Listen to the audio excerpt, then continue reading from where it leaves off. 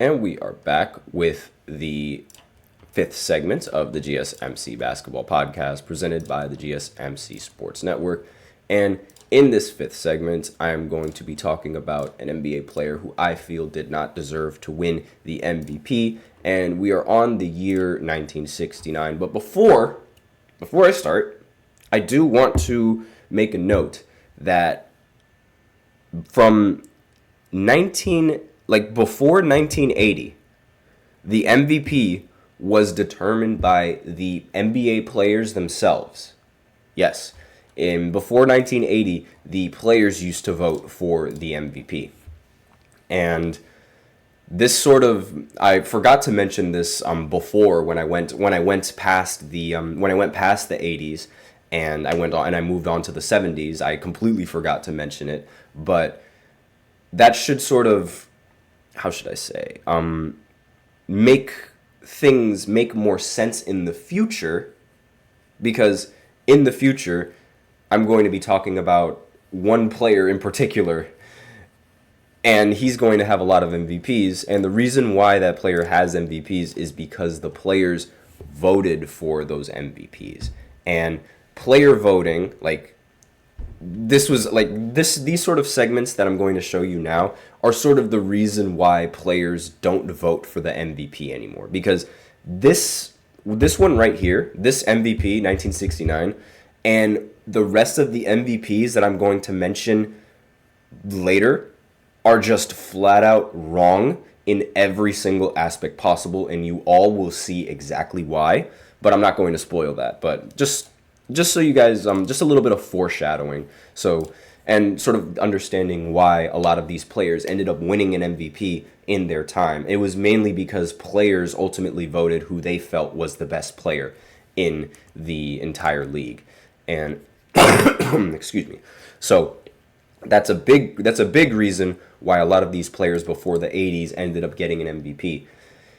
And unfortunately, excuse me.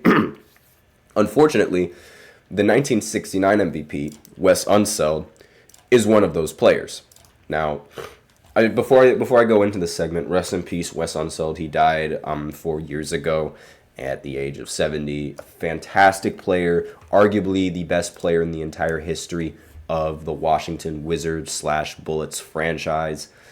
He was that guy. He was literally that guy. And Wes Unseld, in 1969, the biggest reason why Wes Unseld won the MVP, he really only had two reasons. Because Wes Unseld in 1969 gets made fun of for being considered as the worst MVP in the history of basketball.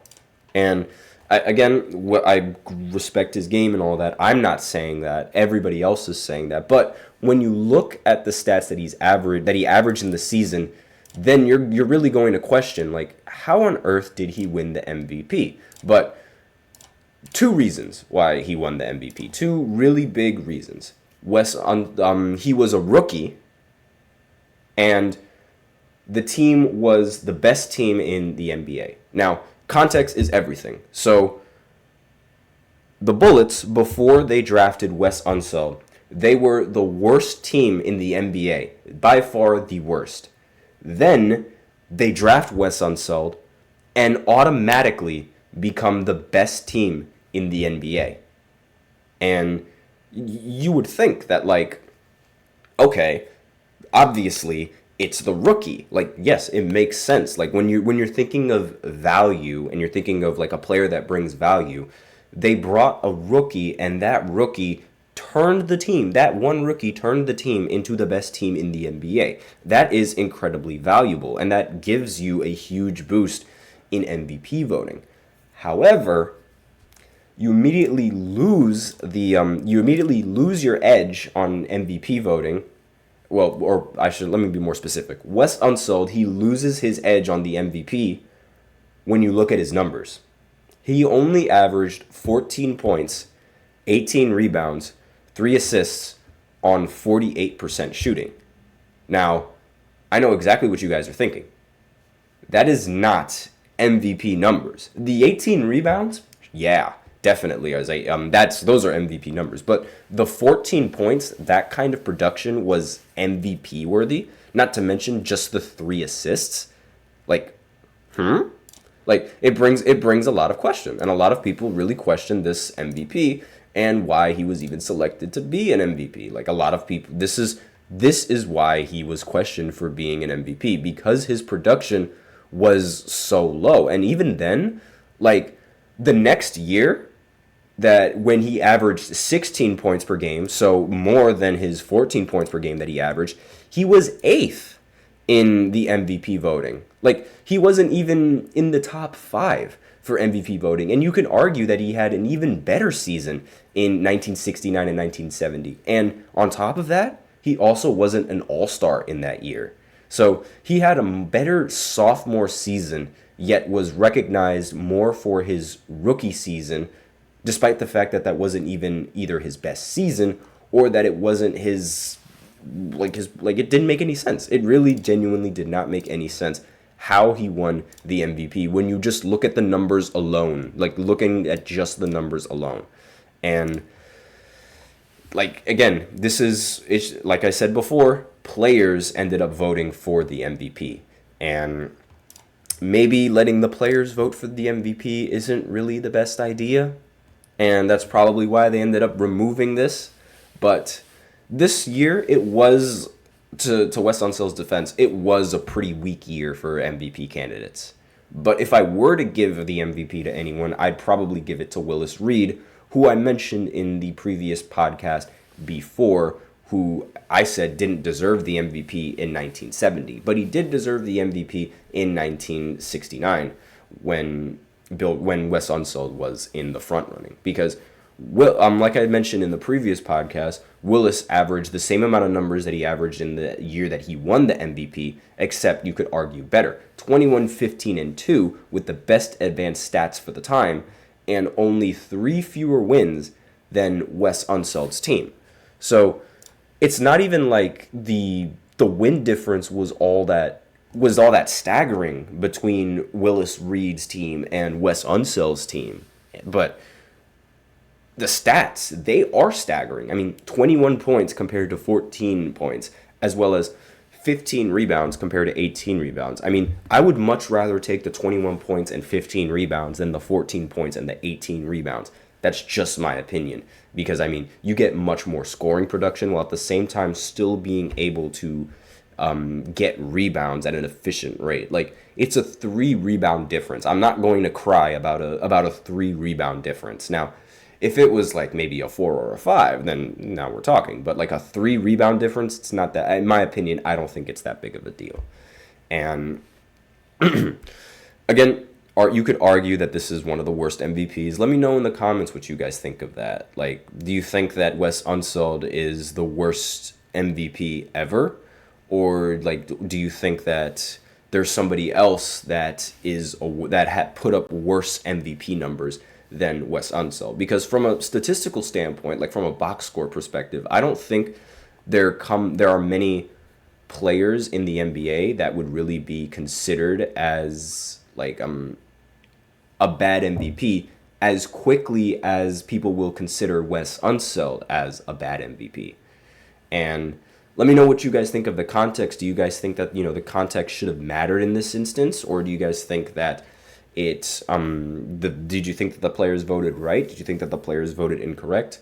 And again, Willis Reed, the only difference was 3 fewer wins. And honestly, like if it's 3 fewer wins, I don't think it's that big of a deal. I really don't. Like we've seen second seeded players win the MVP, despite the fact that maybe a player on the 1 seed is doing just as good or something like that. And it's a very sad trend that happened a lot in the NBA for this time, because a lot of players, they saw value in the winning, and they would often vote for the best player on the best team, because that's how you determine value. And there's logic behind that for sure. Without a doubt, there is 100% logic behind that.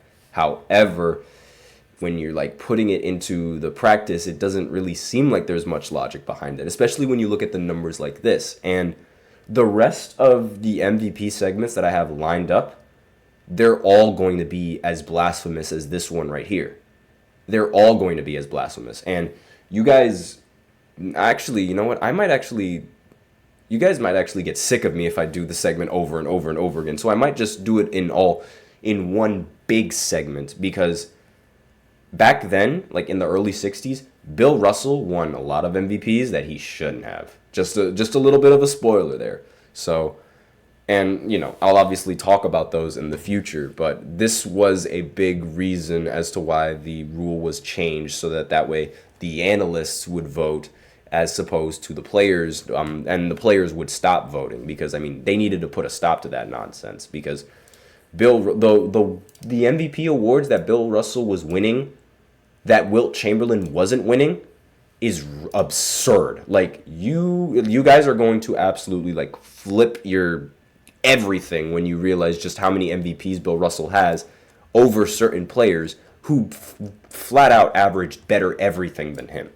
And that's all that I'm really going to spoil about that in the fewer segments. But I sort of just needed the guys who didn't know anything about the 60s, because there's a lot of people who don't know anything about the 60s, to sort of understand why this rule was changed and where this trend was sort of coming from and how this trend sort of started, because it didn't start with Wes. It started way before that. So, still something to think about though. But that's all I have for this final segment, and that's it for the show. Thank you so much for tuning into the GSMC Basketball Podcast presented by the GSMC Sports Network. Your support means a lot to us, so remember to subscribe to the show, leave a positive review. It really does make a difference. We also invite you to follow us on Facebook, Twitter, TikTok, and Instagram for more content and updates. And as usual, we love to hear what you guys have to say during the show, whether you have a hot take or a burning question. We are all ears. And if you really want a comment or question to get noticed, you can always just hit Super Chat. Just click the $sign below the chat box, send in your message, and it's guaranteed to get featured on the show. It's a great way to support our channel. And if Super Chat isn't really your thing, you can always use the link displayed below the ticker, gsmcpodcast.net. That really helps the show, and that could also you can get your comments or questions noticed that way and get your donations in that way as well. So that's another ulterior for you guys in case you don't like Super Chat. So that's all that I have for you guys today again. Thank you so much for tuning in. I am your host, Nelson, and as always, take care.